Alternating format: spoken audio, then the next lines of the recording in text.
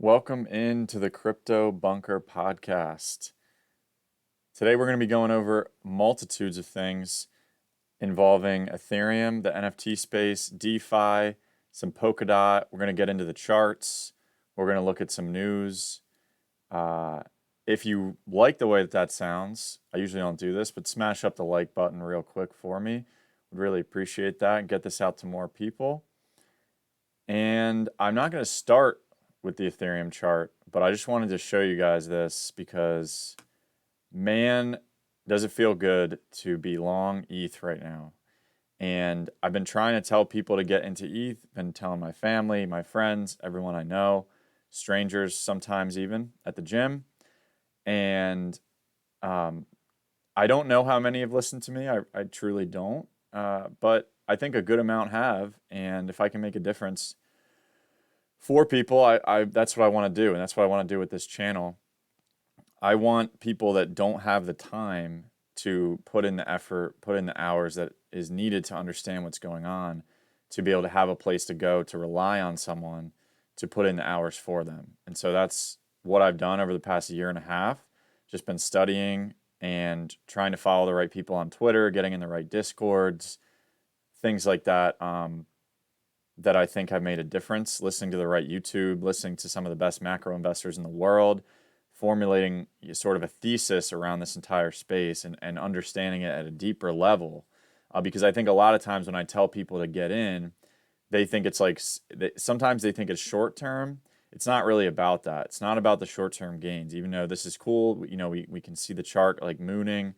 That's really cool and everything. But this is more about the long-term gains and what you need to do to position yourself long-term. Obviously, you want to take profits along the way, but you want to stay in the space for the next 5 to 10 years, right? When you make an investment, you want to, and you're early, you want to make sure that you have the right amount still in the space. And so that's what crypto is to me.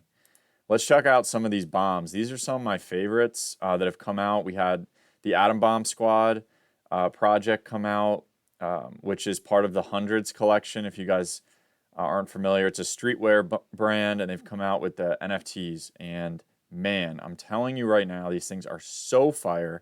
If I had any more ETH to spend, which I really don't, guys, like I'm kind of done going into NFTs. I've made my selections. I've gotten into a few different projects that I really like. And from there, I think, and I'll show you guys which ones I like in a minute after we go over this. You guys can look at my, my NFTs and kind of make your own decision from there. But these are just some of the ones that I have really gravitated towards. I also liked, and I'll show you, my specific ones. But I have this background here, and so anything that it was related to mine too that I got. I was going to like because I want to know what the price is and things like that. So you can see there's some of these are just so crazy. I mean, the thought behind it and just the art, they're very high resolution, so you can zoom up a lot on these. And so I love this Dark Side of the Moon one. I would have died if I got any of the ones that were Dark Side of the Moon. As you can see, this is the popsicle one that I think that went for like 10 ETH or something like that. As you can see, there's my background, and then I have another one that's the skull. So I have a skull with this background. And so I've only seen like maybe 10 total. I think mine would be the 10th skull that I've seen. And a lot of these are listed for like 10 ETH. So, I mean, who knows like how rare these things actually are. That's the cool thing about this project is that they actually aren't coming out with the properties right away. So it's supposed to be traded based strictly on the art for now, and not based on the rarity of necessarily the bombs. And so I have one of these smiley faces as well. So I've been liking those just to see what the prices are on those as well. But I've liked just so many of these, and I just think that they're so cool. The art is just outstanding. And they just did a really good job with this. So they've done so many different collaborations, and that's the cool thing is all of these have a story behind them. Excuse me. And that's like, what we're going to find out basically when all of this stuff is released. They haven't released the story behind it. They haven't released the properties. So right now you can go in and get some stuff if you have inside information, based on what you think the story behind not only the bomb, but the background of the bomb too. So it's like a double collaboration. This one's really cool. It's like a Grateful Dead tribute as well. So just some really cool ones that, I wanted to show you guys, and you can check them out for yourself if you want. So another really cool thing that I thought that is going on right now is by Sotheby's, which is one of the oldest art collecting, art selling companies in the world. They actually built a metaverse in Decentraland, and you can go in and you can look, and they have a Bored Ape Yacht Club experience here, and this is live. So this is actually my character in Decentraland, which all you need is a wallet to create a Decentraland account. And so you can see, you can go up to these and you can actually interact with them, which is freaking sweet. And you can buy them. It takes you directly to Sotheby's website, and then you're able to buy some of these art, pieces. And so it's really cool that, and this makes me really bullish on Mana.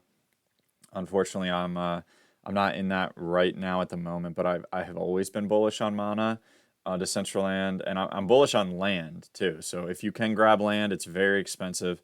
I think the cheapest like little parcel of land is like $5,000 right now or something like that. So I wish I would have got in back when it was, maybe 3,000 or something like that. But this is just a really cool thing that they're doing here. So just wanted to show you guys that. And let's get into some of the prices. Let's see. This is Polkadot. One of my, this is basically my other layer one. If I was to believe in one other protocol besides Ethereum, it would be Polkadot. Obviously Gavin Wood's the founder, so he created Solidity on Ethereum. He created a lot of the coding that's on there, so he kind of understands the difficulty that comes along with that, and so they use a substrate-based code to make it easier to integrate with different things, lower gas fees, all that good stuff.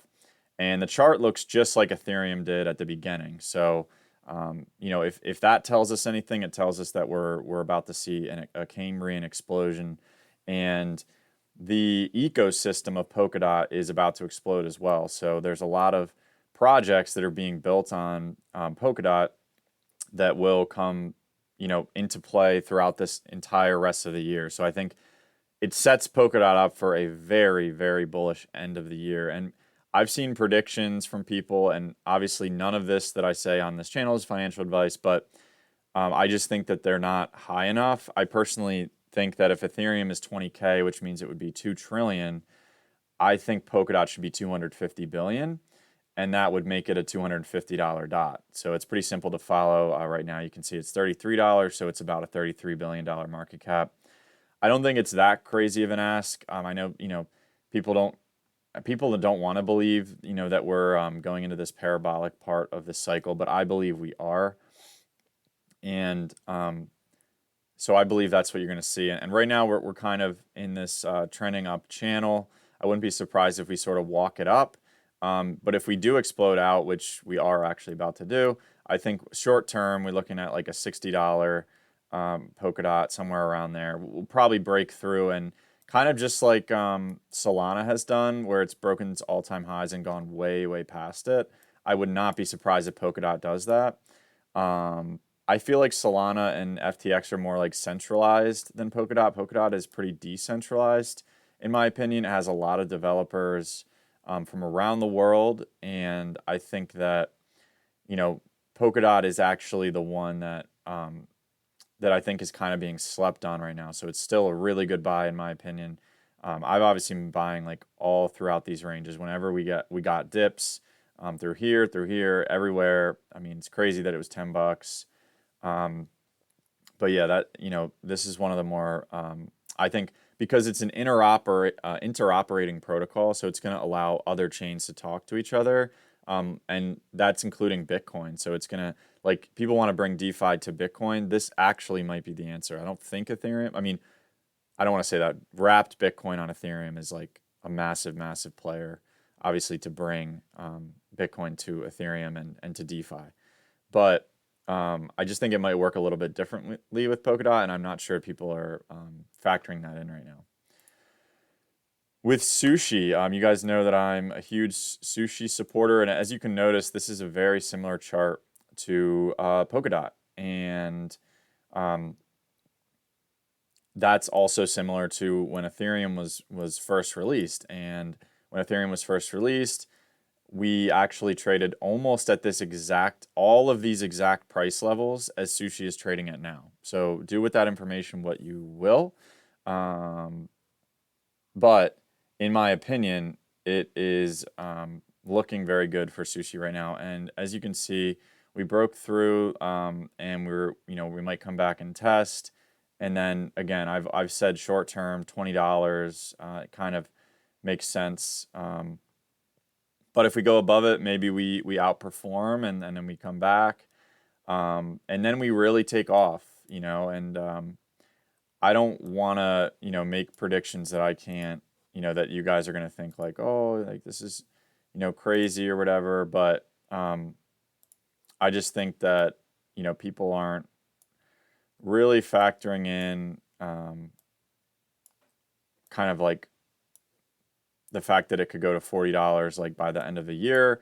I actually think it's going to outperform that. I think it could go to $90. I think we're going to get really parabolic in this cycle. Like I said, September 25th, we have Shoyu coming out, which is going to be massive because as you can see, if you're trying to use OpenSea right now, it's absolutely insane with the gas fees. It's absolutely insane to mint. You're getting canceled transactions. There's too many people using it at once.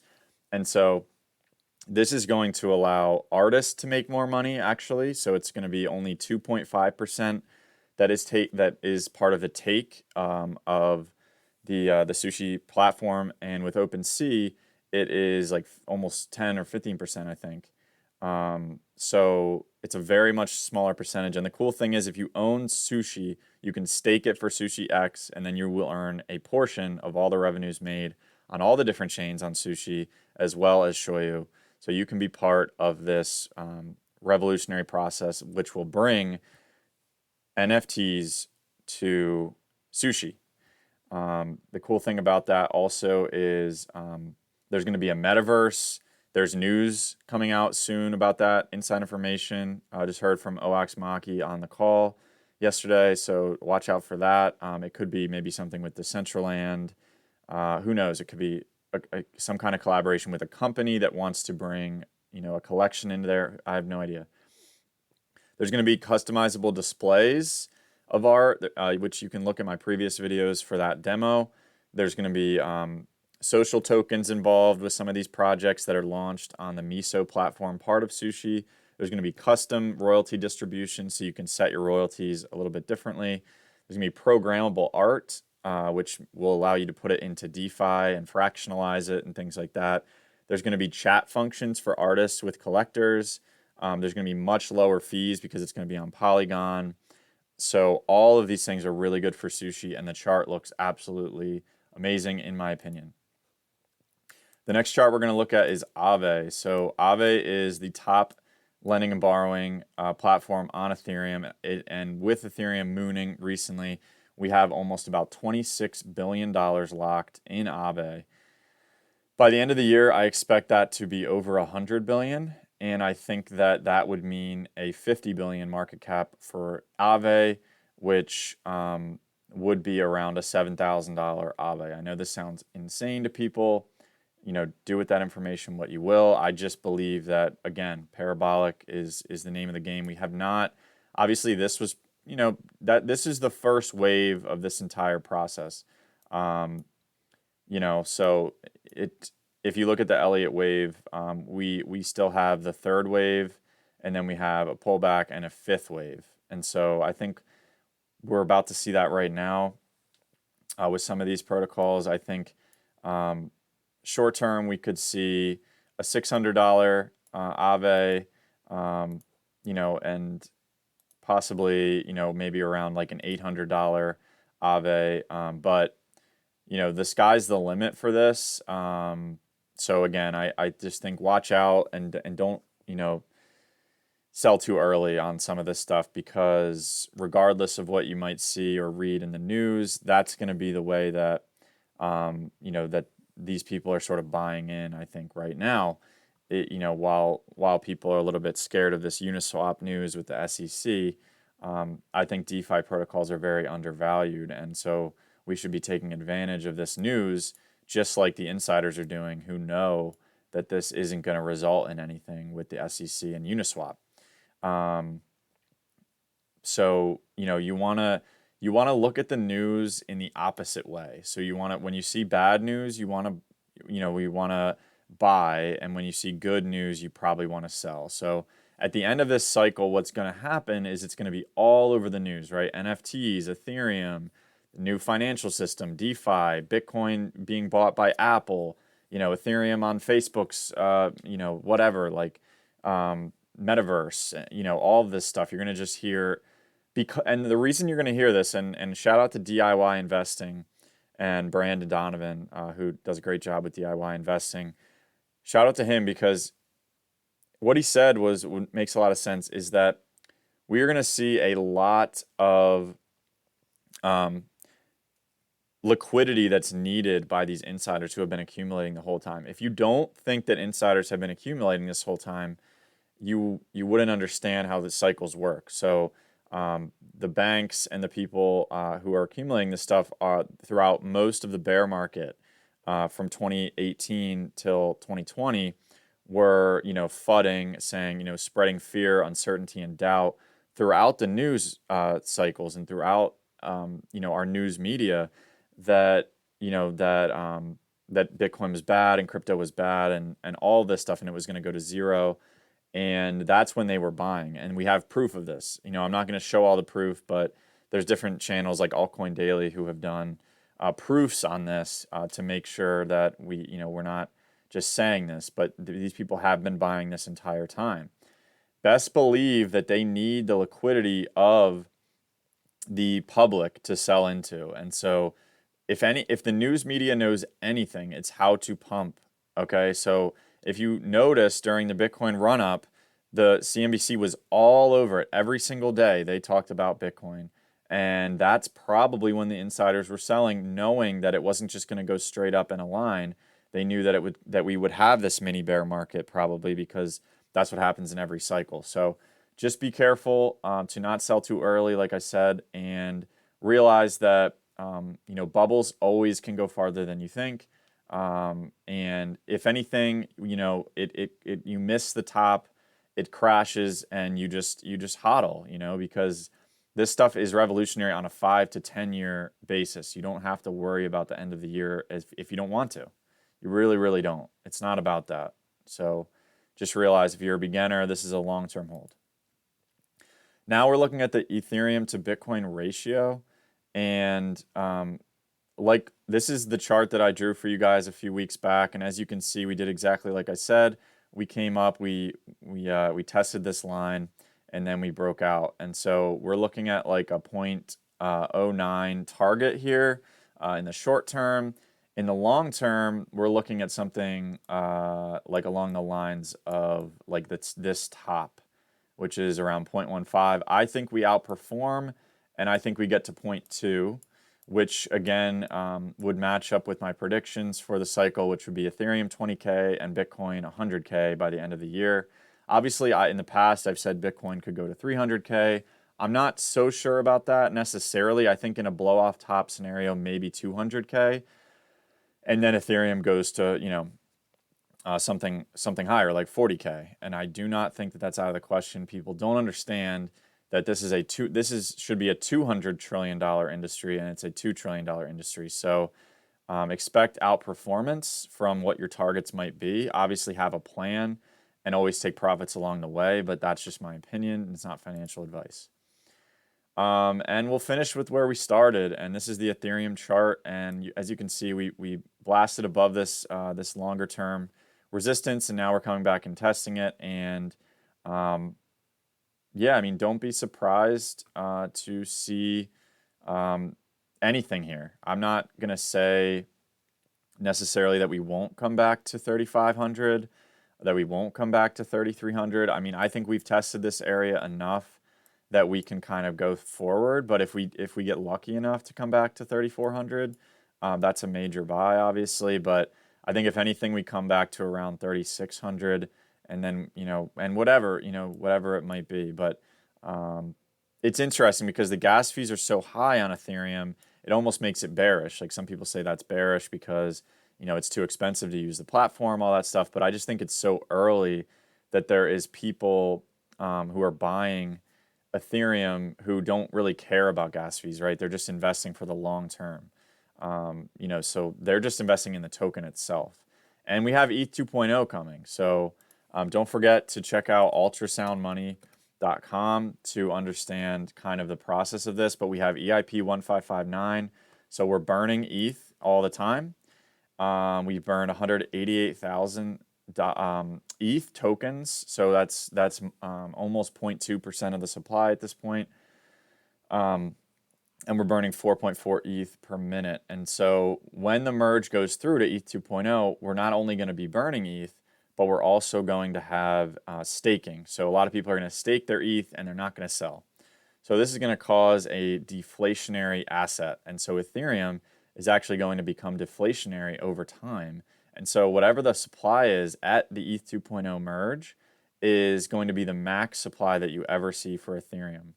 So it's always going to be more and more scarce. So it's going to be more scarce than Bitcoin, plus having thousands of projects that are built on top of it. It's the application layer for the entire world. So be prepared for longer term 100 to 150K ETH. Anything is possible. And so don't rule that out. I think we're super early. People don't really understand it yet. But that's just my 2 cents on it. I hope you guys got a lot out of this video. If you did, please subscribe, please like the video, and have a great night.